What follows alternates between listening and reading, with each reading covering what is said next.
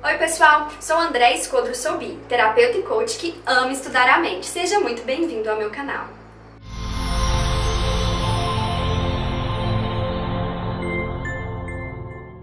Hoje eu vou te contar a segunda atitude que me auxiliou no processo de transformação de mente, que é encarar a realidade. Com tudo que eu te contei no último vídeo, se você não viu, corra lá para você ficar atento a tudo isso.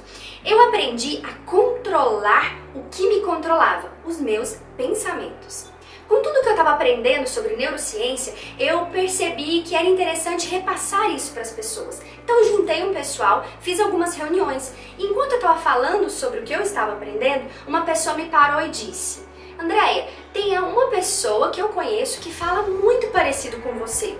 E eu gostaria que vocês se encontrassem. Então peguei o telefone e liguei para Débora Brito. No primeiro encontro, ela já começou a me esclarecer algumas coisas que ninguém tinha conseguido me explicar. Há muitos anos, aconteceu algo que eu me senti presa. Diante disso, a minha mente, de forma não consciente, enviou uma comunicação ao meu corpo. E o meu corpo respondeu com a esclerose múltipla.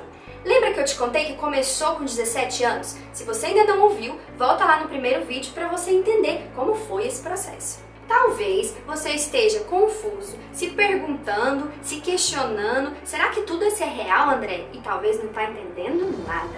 Eu confesso que no seu lugar eu talvez estaria na mesma posição, mas eu quero te desafiar.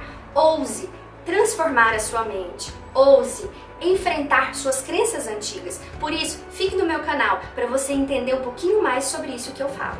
Inclusive, eu e Débora Brito falaremos juntas sobre as 5 leis biológicas, que foi fundamental para o meu processo. Resumindo, os sintomas são resultados de conflitos internos ou emocionais. Por isso, primeiro, perceba que situações te incomodam e que possam ser a raiz do seu conflito. Segundo, aceite que você está em conflito com essa situação, mas olha, sem julgamento.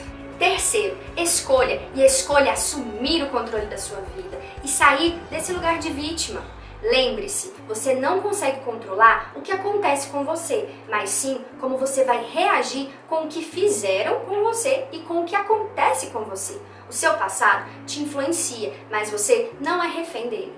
Quarto, haja, transforme a sua mente, se desafie a olhar para essa situação de forma diferente. Agora, mãos à obra. Lembra aquele exercício que a gente fez no vídeo anterior, que você identificou alguns pensamentos? Agora você vai olhar para esses pensamentos e buscar a raiz dele. Qual o conflito que gerou esses pensamentos? Ao encontrar esse conflito, escreva. Quanto mais você escrever, mais você vai encarar essa realidade. Lembra que começamos a falar esse vídeo sobre encarar? E comece a olhar e pensar, será que eu preciso olhar essa situação como um conflito? Ou será que eu posso olhar e ver com um ar de esperança, como uma possibilidade de fazer diferente e talvez até aprender algo com isso? Deixa eu te ajudar com o meu exemplo.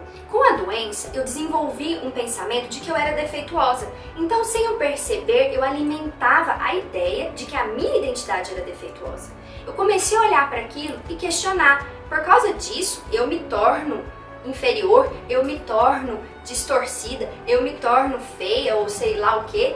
E aí eu fui olhando para essa situação e dizendo, a doença não é a Andréia. A Andréia tem uma identidade e essa doença faz parte da identidade da Andréia, mas não é ela. Então fica o desafio para você. Olhe para esses seus pensamentos, questione, busque os conflitos e encare a realidade. Você conhece alguém que precisa ouvir sobre o que nós conversamos? Então compartilhe esse vídeo com ela.